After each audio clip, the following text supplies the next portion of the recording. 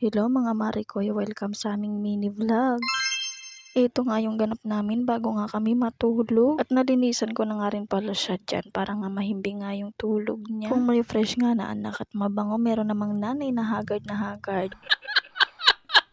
Tignan nyo naman kasi yung itsura ko, napakagulo nga ng buhok, walang kaayos-ayos. Nakakatamad na kasing magsuklay, grabe nga yung paglalagas ng buhok ko. Ito namang baby Elise nyo, busy nga sa pagkakalat. Nakalatag na nga kami, ayan, at nagkakalat pa nga rin siya. Nagpupunit nga ng papel, o diba, tapos dito nga itatapon sa mahigaan namin, napakagaling. Sabi ko nga sa kanya, dito na lang siya maglaro sa higaan namin. At tignan nyo naman ang nilalaro, yung medyas nga niya at yung nilalagay nga sa tuhod. Focus na focus pa nga sa pagsusuot, o diba, kala mo talaga may pupuntahan. Hindi ko na kasi siya binigyan ng laruan dahil alam kong ikakalat lang niya ng bonggang bongga. At nung nakatulog na nga si baby Elise nyo, ako naman nga itong naligo dahil init na nga ako.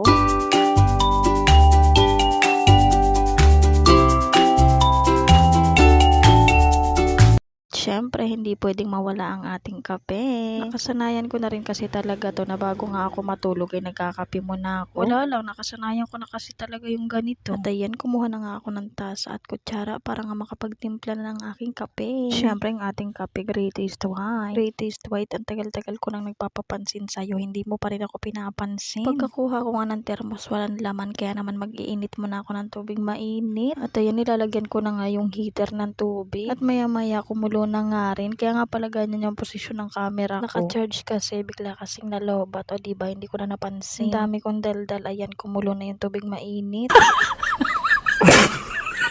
At maya-maya nga, bigla nga nagising si baby Elise. Kaya naman, ayan, kinuha ko at kinarga ko nga muna. Bago nga ako magkape, hili-hili ko nga muna itong bata na to. At ayan, for the heli nga ang mima nyo.